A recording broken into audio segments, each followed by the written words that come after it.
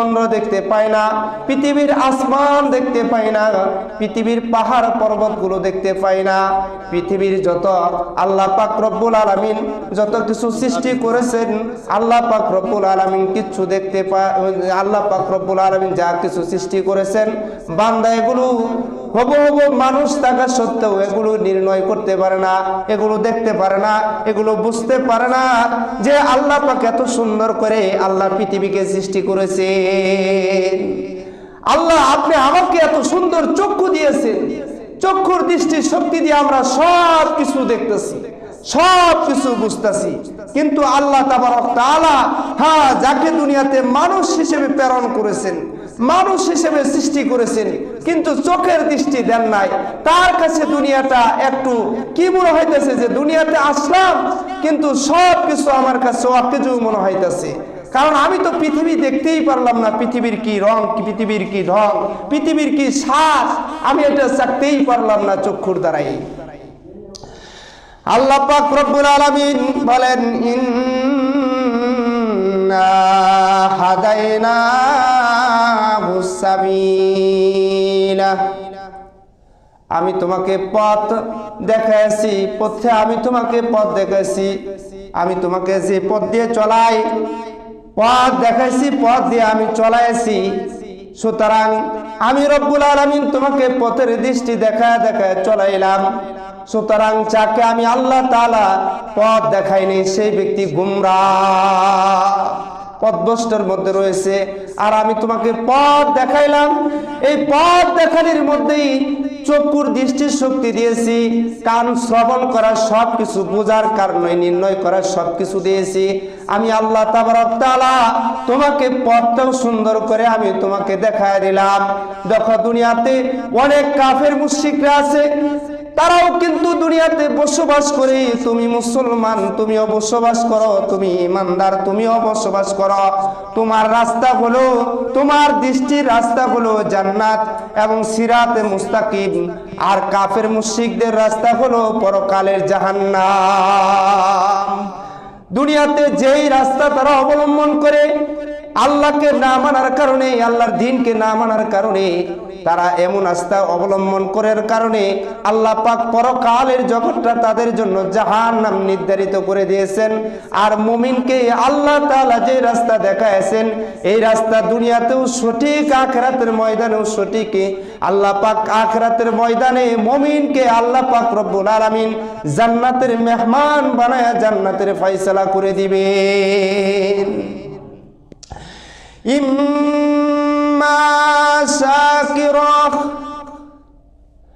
হয়তো সেই কৃতজ্ঞতা, হয়তো সে কৃতজ্ঞতা হয়েছে, কৃতজ্ঞতা প্রকাশ করেছে, কৃতজ্ঞতা অর্জন করেছে। আল্লাহ পাক রব্বুল আলামিন তাকে পথ দেখাইছেন, এজন্য সে কৃতজ্ঞতা আদায় করেছে, আল্লাহ পাকের উপরে শুকরিয়া আদায় করেছে। কৃতজ্ঞতা আদায় করেছে মানে আল্লাহ পাকের শুকরিয়া আদায় করেছে দুনিয়াতে, যে আমাকে আল্লাহ পাক রব্বুল আলামিন দুনিয়াতে কান এমন একটা জিনিস দিয়েছেন, দুনিয়ার সব কিছু আজ করে শব্দ হলে আমি কান দ্বারা বুঝতে পাই। কানের এমন একটা ছিদ্র দ্বারা বুঝতে পাই যে এখানে বৃক্ষের একটা পাতা জমিনে পড়ছে, আজ করে উঠছে, এটা শব্দ আমার কানে আসে, আমি বুঝতে পাই। পৃথিবীতে এমন যানবাহন চলে যে যানবাহনের আওয়াজটা আমার কানে আসে, মানুষ চিৎকার দেয়, মানুষ আওয়াজ করে, তার আওয়াজটা আমার কানে আসে পৌঁছে। চোখের দৃষ্টির শক্তি দিয়ে আমি সেটাকে দেখতে পাই। আল্লাহ পাক আমাকে সেই পথও দেখায় দিয়েছেন। আমি এজন্য আমি দুনিয়াতে শুকরিয়া আদায় করি, কৃতজ্ঞতা আদায় করি। ওয়া ইম্মা কাফুরা, অথবা যে অকৃতজ্ঞতা প্রকাশ করে, যারা শুকরিয়া আদায় করে না, কান থাকা সত্ত্বেও, চোখ থাকা সত্ত্বেও, রাস্তা দেখানো সত্ত্বেও যারা শুকরিয়া আদায় করে না, আল্লাহ পাকের নিয়ামত গুলোকে কি করে না, শুকর আদায় করে না, কৃতজ্ঞতা আদায় করে না, অকৃতজ্ঞতা প্রকাশ করে, অকৃতজ্ঞতা করে প্রকাশ করে, আর অকৃতজ্ঞতা সেই দুনিয়ার জমিনে করলেন। আল্লাহ পাক রব্বুল আলামিন বলেন যে আমি তোমাকে দুনিয়াতে চলার জন্য দুনিয়াতে স্বাধীনতা দিয়েছি, যে তুমি জান্নাতের রাস্তাও অবলম্বন করতে পারো, জাহান্নামের রাস্তাও অবলম্বন করতে পারো। এই স্বাধীনতাটা আমি আল্লাহ আমার বান্দাকে দিয়ে দিছি। আল্লাহ পাক রব্বুল আলামিন বলেন, ইন্না আতাদনা, আর আমি প্রস্তুত করে রেখে দিয়েছি, আর আমি প্রস্তুত করে রেখে দিয়েছি যারা আমার কৃতজ্ঞতা প্রকাশ করলো না, কৃতজ্ঞতা আদায় করলো না, অকৃতজ্ঞতা প্রকাশ করলো, আমি আল্লাহ তাদের জন্য প্রস্তুত করে রেখে দিয়েছি। আমি এমনভাবে প্রস্তুত করে রেখে দিয়েছি, লিল কাফিরিনা, ওই কাফেরদের জন্য এমনভাবে প্রস্তুত করে দিয়েছি, সালাসিলা, শিকল, সালাসিলা, তাদের জন্য শিকল প্রস্তুত করেছি 70 গজ লম্বা পর্যন্ত। 70 গজ লম্বা পর্যন্ত একটা শিকল ওই কাফের মুশরিকের জন্য আমি আল্লাহ তাআলা কি করেছি, নির্ধারণ করে রেখে দিয়েছি। ওয়াগলালা, এবং বেড়িও প্রস্তুত করে রেখে দিয়েছি, তাদেরকে আমি বেড়ি পড়াবো হাসরের ময়দানে। কাফেরদের পার ভিতরে, হাতের ভিতরে আমি বেড়ি পড়ায় দিব এবং শিকল দিয়া বাঁধবো, এবং পিছন দিক দিয়ে আমি শিকল ঢুকাইয়া এবং বুকের মুখ দিয়া বাহির করিয়া আবার হযরতে রাসূল কারীম সাল্লাল্লাহু আলাইহি সাল্লাম বলেন, হযরতে আব্দুল্লাহ ইবনে আব্বাস রাদিয়াল্লাহু তাআলা বলেন যে আল্লাহর নবীর সাহাবী বলেন যে দেখো আল্লাহ তাআলা ওই যে শিকলটাকে কেমনে ঢুকাইবে জানো, যে সালাসিলা, যে শিকলটা তোমার ওই নাকের ভিতর দিয়ে ঢুকাইয়া পায়খানা রাস্তা দিয়া একটা কোয়াল ঢুকাইবে, শিকলের উপর মাথার কোয়ালটা ঢুকায় দিয়া নাকের ভিতর দিয়ে ঢুকায় দিবে, দিয়া ভিতর দিয়ে ঢুকায় পায়খানা রাস্তা দিয়ে বাহির করিয়া তোমাকে ওই হেসরায় টাইনা জাহান্নামের মধ্যে নিয়ে যাবে। এমন ব্যবস্থা আল্লাহ পাক রব্বুল আলামিন করেছেন যে সালাসিলা 70 গজ পরিমাণ একটা শিকল আল্লাহ তাআলা তার বান্দাকে এমন ভাবে হাসরের ময়দানে দিয়া ঢুকাইবে। আল্লাহর নবী সাহাবী হযরতে আব্দুল্লাহ ইবনে আব্বাস রাদিয়াল্লাহু তাআলা বলেন যে আল্লাহর নবীর কাছ থেকে আমরা এই হাদিসটা শুনেছি, আল্লাহর নবীর জবান থেকে শুনেছি। নবীজি আমাদের সামনে বলেছেন যে শিকল এভাবে নাকের ভিতর দিয়ে ঢুকায় পায়খানা রাস্তা দিয়ে বাইর করবে, করে এইভাবে টাইনা নিয়ে যাবে।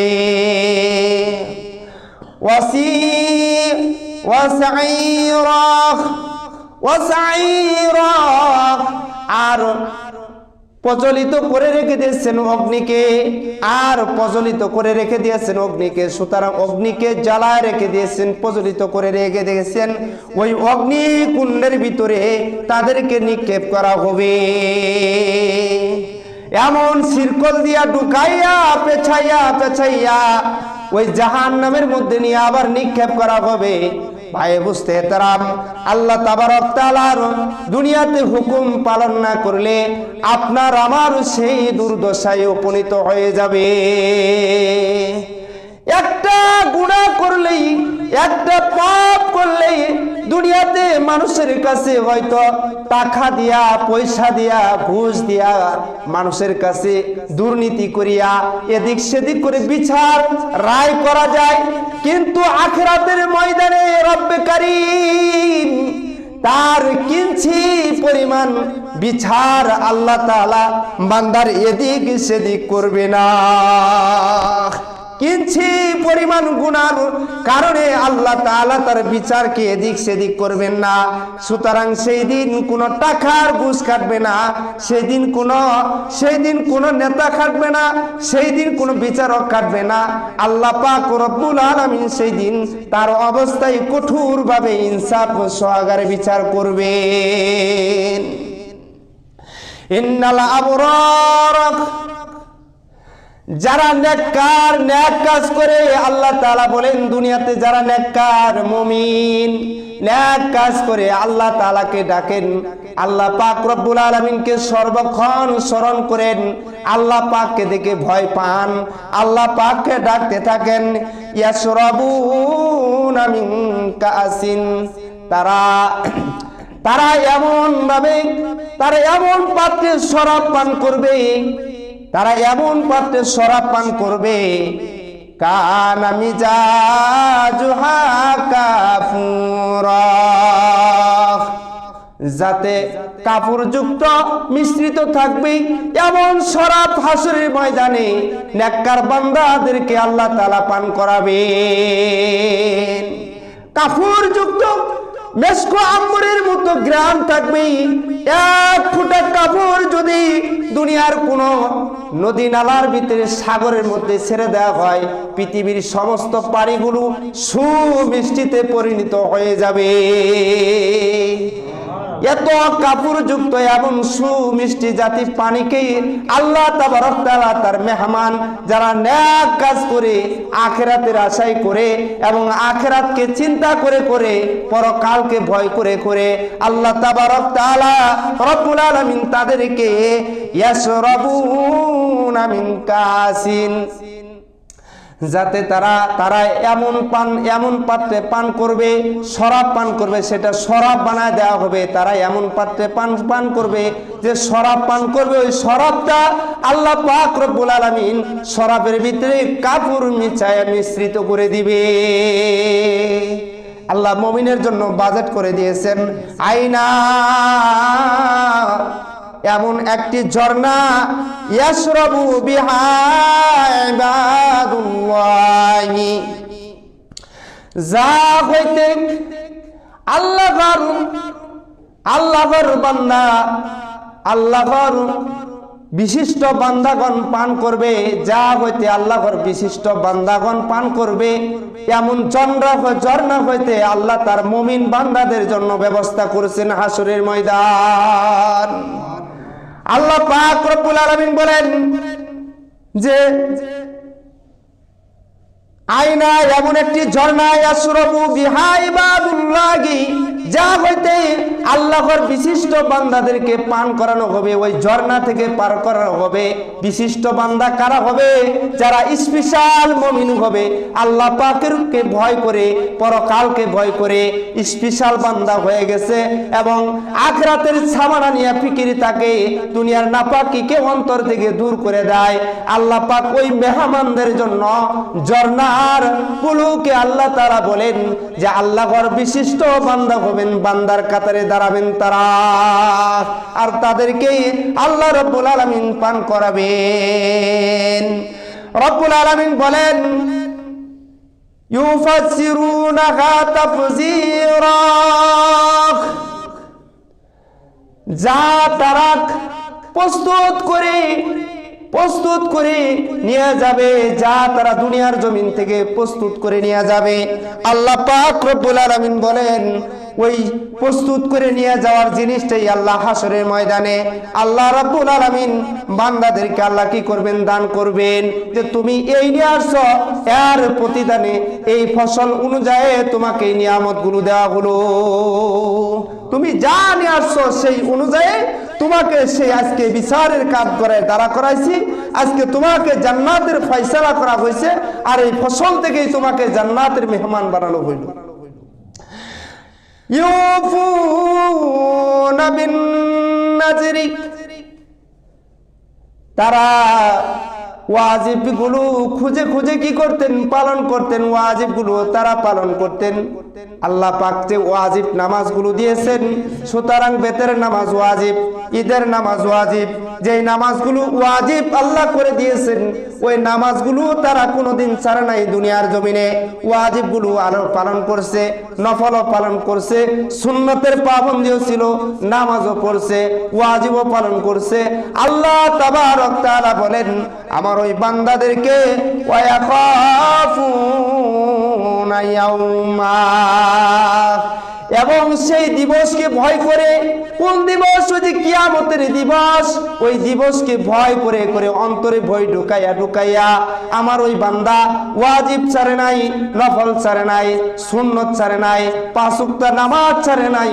আর ওই কিয়ামতের দিবসকে ভয় করে করে আমি আল্লাহ পাককে ভয় করে করে কিয়ামতের দিবসকে ভয় করে করে দুনিয়ার জমিনে তিনি আমল করে আখিরাতকে সাজিয়ে আসেন।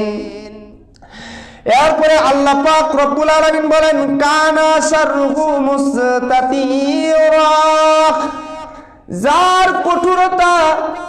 যার কঠোরতা সর্বাধিক হবে, যার কঠোরতা সর্বাধিক হবে এমন ভাবে আল্লাহ পাক রব্বুল আলামিন যার কঠোরতা এমন ভাবে সর্বাধিক হবে, আল্লাহ পাকের কঠোরতা ওই হাসরের ময়দানে ব্যবহার করবেন, নম্রতা ব্যবহার করবেন না। আল্লাহ পাক কঠোরতার দ্বারা হাসরের ময়দানে বান্দার বিচারে আসনে বসে বিচার করবেন। রব্বুল আলামিন বলেন যে দুনিয়ার জমিনে আমার বান্দারা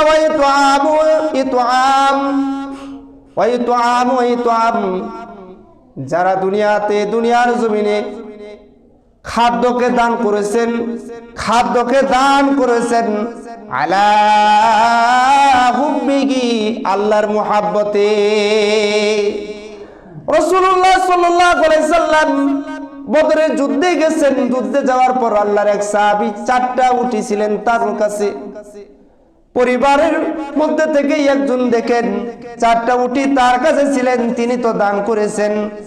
আর তিনি বললেন যে আল্লাহ তাআলার মুহাব্বতে দান করে মিসকিন ওয়া ইয়াতীমাক, অসহায় ইয়াতীম ছিলেন। ওই বদরের যুদ্ধে এমন একটা সন্তান ছিল, ইয়াতীম ছিল, অসহায় ছিল, তার কোনো মা ছিল না, বাবা ছিল না। অসহায় বান্দাকে 4টা উটি থেকে ওই 3টা উঠি ওই যুদ্ধের ময়দানে এতিম সহ তাদেরকে দান করে দিয়েছে। একটা উটি পরিবারের খাবার নাই, ব্যবস্থাপনা নাই, একটা উটি তার পরিবারের জন্য রেখে দিয়েছে। রেখে দিয়া ওই যুদ্ধের ময়দানে আল্লাহ পাকের বন্দী যারা ছিল ওয়াসিরা, এবং যুদ্ধের ময়দানে বদরের যুদ্ধ থেকে যাদেরকে বন্দী করে নিয়ে আসা হয়েছে ওই বন্দীদেরকে আরো উঠি দিয়েছেন। 4টা উটি থেকে বন্দীদেরকে খাওয়াইছেন, ইয়েতিমদেরকে খাওয়াইছেন। খাওয়ানোর পরে আল্লাহ তাবারক তাআলা ঘোষণা করে দিলেন ইন্নামা নুতইমুকুম, আমি তোমাদেরকে দান করেছি। আর তিনি বলেন আমি তোমাদেরকে দান করেছি লিওয়াজিহিল্লাহি, বিশেষ শুধু আল্লাহর সন্তুষ্টি লাভের জন্য, আল্লাহ পাকের সন্তুষ্টি লাভের জন্য আমি তোমাদেরকে দান করেছি। লা নুরিদু মিনকুম, আর কোনো কিছু তোমাদের কাছ থেকে পাওয়ার জন্য না, কোনো কিছু পাওয়ার জন্য কোনো যাজা নেওয়ার জন্য না, কোনো কিছু অবদান নেওয়ার জন্য না। ওয়ালা শুকুরা, আর না কোনো কৃতজ্ঞতার আশায়, আর কোনো কৃতজ্ঞতার আশায়ও আমি কি করি নাই, তোমাদেরকে দান করি নাই। দান করলাম একমাত্র আল্লাহ পাকের সন্তুষ্টির আশায়। আল্লাহ পাক রব্বুল আলামিন বলেন ও আমার মুমিন বান্দা, তুমি যে দুনিয়াতে দান করলা, আমল করলা, এই আমলটাও হাসরের ময়দানে আমি আল্লাহ পাক তোমার নাজাতের জরিয়া বানায় দিব। আমি তোমাকে জান্নাতের ফয়সালা করে দিব। আল্লাহ পাক রব্বুল আলামিন বলেন যে আমি তোমাদেরকে যা করে দিব জান্নাতের ফয়সালা করে দিব। আল্লাহ পাক রব্বুল আলামিন বলেন আমি আল্লাহ পাক রব্বুল আলামিন বলেন যে হাসরের ময়দানে এই দানের বরকত আমি তোমাকে নাজাতের ফয়সালা করব, এটাও তোমার আমলনামায় জড়া থাকবে। আর আমি ইনসাফ অনুসারে তোমাকে হাসরের ময়দানে কি করব, আমি রব্বে কারীম তোমাকে বিচারের আসনে বসাইব। যেদিন বিচারের আসনে দাঁড়া করাইব যেদিন, সেই দিন আমি আল্লাহ তাবারক তাআলা তোমাকে জান্নাতের ফয়সালা করে দিব। কারণ তুমি তো নিজে পেটের ভিতরে অনাহার অবস্থায় রয়েছ, তোমার ফ্যামিলি অনাহার অবস্থায় রয়েছে, তার ফ্যামিলির চিন্তা না করে, নিজের চিন্তা না করে বদরের বন্দীদেরকে তুমি কি করলা? তোমার আহার তাদেরকে দিয়ে দিলা, তুমি যেটা সাধন করতে সেটাকে দিয়ে দিলা। ওই বদরের যুদ্ধের ভিতরে একজন এতিম অসহায় ছিলেন, তাকেও তুমি দিয়ে দিলা। সুতরাং আমি আল্লাহ পাক রব্বুল আলামিন এর জাযা আমি আল্লাহ জান্নাতের মধ্যে তোমাকে নিয়ামত দান করে দিব। দুনিয়াতে যা তুমি দিলা এর জাযা আমি হাসরের ময়দানে তোমাকে জান্নাতের ফয়সালা করে জান্নাতে আমি দিয়ে দিব। আল্লাহ তাবারক তাআলা রব্বে কারীম আপনি আমাকে এই হাদিসের রূপে আল্লাহ পাক কোরআনে কারীমের আয়াতের রূপে আমল করার তৌফিক দান করুন। ওয়া আখিরি দাওয়ানা আলহামদুলিল্লাহি রাব্বিল আলামিন।